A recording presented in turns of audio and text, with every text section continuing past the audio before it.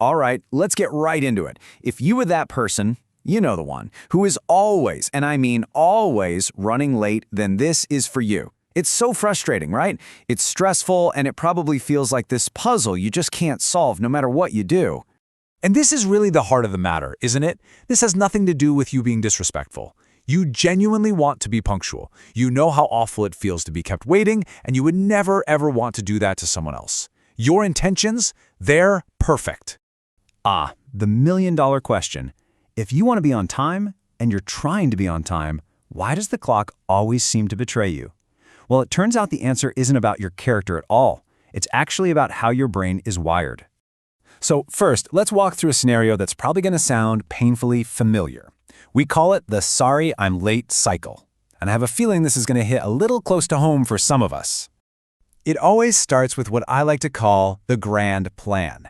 You glance at the clock, you see you have a whole hour, and you think, awesome, plenty of time. In your mind, that hour is this magical, stretchy thing where you can totally answer a few emails, take out the trash, start the laundry, pack your bag, and still have time for a nice, relaxing shower. No problem. But here's where things start to go wrong. Did you know that people who are chronically late often underestimate how long a simple task will take by as much as 50%? Yeah, that quick 5-minute shower, it's really 10 minutes. That 2-minute email, it's probably closer to 8. The math just doesn't work from the very beginning.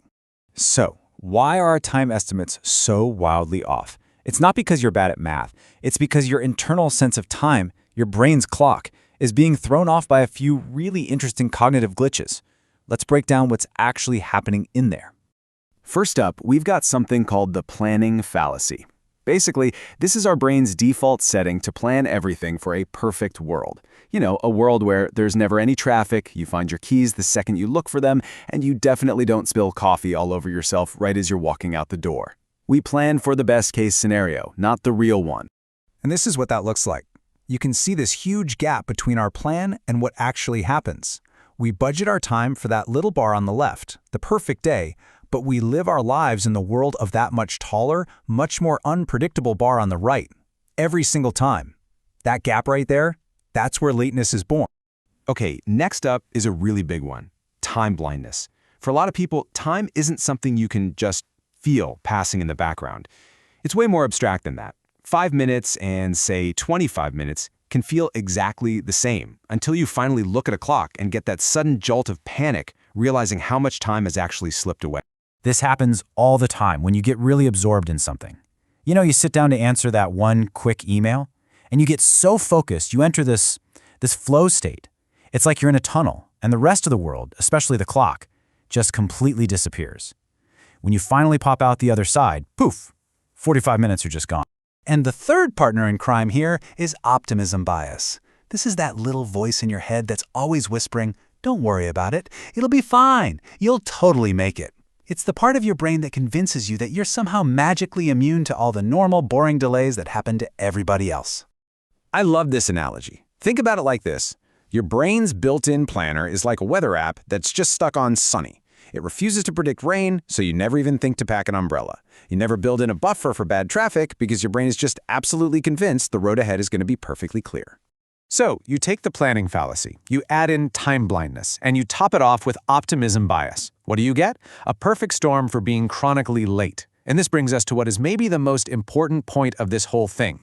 For years, the world, and let's be honest, probably you yourself, has told you that being late is a moral failing, that it means you're selfish, you're disorganized, or you just don't care about other people. And that belief carries so much shame and guilt with it. But the neurological truth is something totally different. This is not a character flaw. It's an issue with something called your executive function. This right here is the aha moment. Your struggle is totally real, and it's rooted in brain science, not in a lack of trying or caring. So what exactly is executive function? The easiest way to think about it is like the CEO of your brain. It's in charge of managing your ability to plan, to prioritize, to manage your time, and to switch between different tasks. And when that CEO is struggling, things like perceiving time accurately and making realistic plans become incredibly difficult. You know, just understanding this changes everything. It lets us finally move away from feeling guilty all the time and start building real, effective strategies. So the big question is, how do we actually fix this?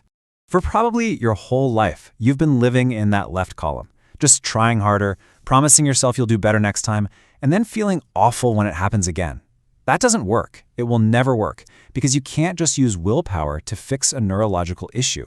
The real answer is over there in the right column, building external systems to support your brain.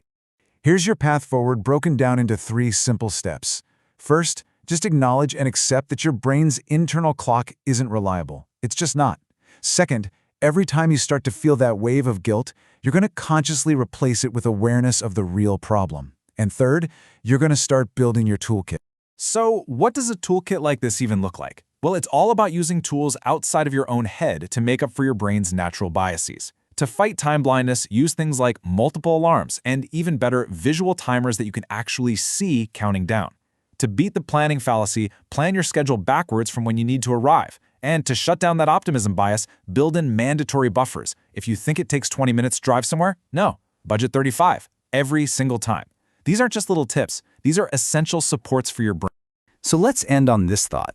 Your internal clock might be unreliable. It might not be your friend, but that does not mean you're doomed to be late forever. It just means you need to outsource the job of timekeeping. So the question is no longer, how can I try harder? The real question is, what's the first external tool I'm going to build to help me become the master of my own schedule?